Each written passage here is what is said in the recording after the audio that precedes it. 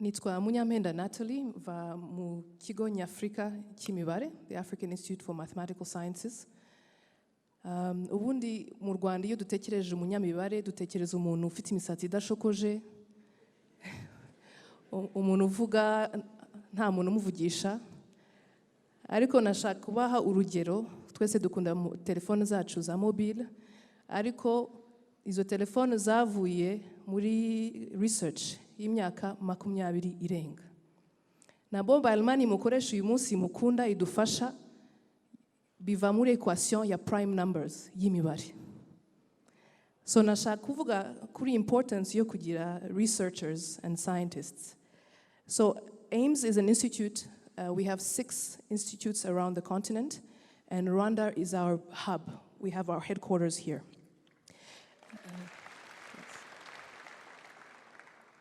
We offer a master's degree, fully scholarship master's degree in mathematical sciences and machine intelligence. And in this way, I want to give you examples of what that means. Because often when someone says, I have a master's degree in mathematical sciences, we have one of our graduates from 2017. She graduated and was hired by the Rwanda Revenue Authority, and I want to commend Rwanda Revenue Authority and other government institutions who have really advanced in terms of talent management. Ikibazo dufite cyane cyane muri iyi minsi ni private sector itashaka gufata abantu bafite talent, ariko muri government they're quite advanced in hiring our talent. Belfi was hired by Rwanda Revenue Authority, and she is teaching other employees how to use Python, which is a programming language. And Rwanda Revenue Authority saw talent in her, and they're investing in her getting her doctorate in data science. And let me give you an example of why that's important. For example, because of mathematical modeling, you're able to predict, if I am a revenue authority and I'm collecting taxes, if I want to get to a certain level of development, is the taxes that I'm collecting today enough for the future?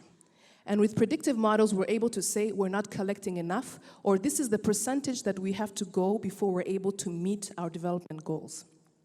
Another example is Thierry. He also graduated in 2017. He's a Rwandan, and he was hired by Airtel to use predictive modeling or artificial intelligence to root out fraud from our mobile transactions. And so these people are using mathematics in a practical way to solve the problems that we have here. I want to tell you that we don't just train master's students, we also do research. So one of the ways that we're doing that, we're currently working with Rwanda Biomedical Center on a research project called the Health Interventions Monitoring with Artificial Intelligence. That means we're looking at the health interventions. What usually happens is the Ministry of Health gets a lot of data, and they collect data, and they're not able to assess, if I'm looking at malaria, and we've done this health intervention, is it working? And if it's working, is it working in all 30 districts in the same way? And so using artificial intelligence, we're able to say what is working and where it's working, and then to investigate why it's working, so that will help us lower costs and improve efficiency. So that's why we need scientists and researchers. Let me tell you why exactly. In Africa, we have a primary problem that because we are not investing in research and development, and the RDF is a very good example of people who are, because we're not investing in research and development, we have over 90% skills gap in research and development. What that means is we are creating applications, we have various companies that we're creating, but we are not creating jobs because we're not creating industries. And other parts of the world that we are trying to imitate, the way that they do that, I want to use the example of Singapore, that decided to go into biomedical research. What they do is a mapping, and they decided that at every stage, this is the skills that I need, this is the money that I need, these are the regulations that we will need to change or create, these are the policies and how the government must expand or let go to the private sector. And at every stage, they decided we need these type of engineers, process engineers, quality assurance engineers. And after they were done, they said, can our public education system produce this? And if not, what kind of things do we need to do immediately? What kind of scholarships do we need to create to attract the type of talent that would work within this value chain? I want to commend the Minister of ICT. They called us a few months ago, and we went through a whole exercise about how do we get to the value chains that we want as a country.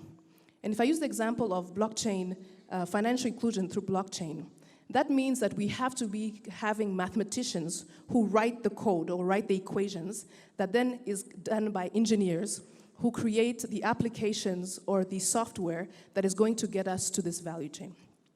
Let me end with a personal story. 2030, most of the jobs that will exist then don't exist now. And we say that a lot, but what this means is I am 31 and I've changed careers twice. So I'm not a mathematician.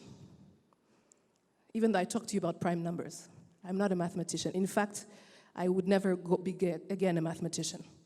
But today I work in a mathematical institute, and my primary job is to convince you to become a mathematician because we need mathematicians. That means that the combination of skills that we will need in 2030 is not just I am a specialist in this area. It is a combination of skills that we add collectively to our bag to be able to achieve our goals. That primarily means that you know that Rwanda has selected 9 value chains that we're going into. Do you know those value chains? If you don't, I encourage you to find out what those value chains are. Because those value chains then means this is the type of talent that will be required in those value chains. And you're able to position yourself, if today you're an anthropologist, and I want to say that the debate between science and arts is a dead debate. All of us will have to be scientists and artists at the same time in the place that we're going. And so if you're an anthropologist, you can say, wow, I see that agro-processing is one of the areas that we're going to go in. What can I do to position myself for that opportunity that's coming? When I was offered this position, I was working in communication and political science. And now I work primarily convincing people that we need to invest in science, education, training, and innovation. Innovation does not happen by mistake. It happens because you have created the right environment for innovation to pop through. And my key message is, we're not going to be able to do that if we do not understand the importance. That starts with us. I have a young child. Parents who understand that we need to cultivate curiosity in our children. It continues on with school, understanding that what we're trying to give students is not a specialization, but the type of skills that allows them to quickly adjust and become multidisciplinary in the fields to come. And it comes with students saying, I'm preparing myself for what is to come, and I'm positioning myself to take advantage of that. I want to give you a clear example of what research can do for our daily life by calling Nicole Jabot, who's going to talk to you about type 2 diabetes and how her research is going to help us do better policy work. Thank you.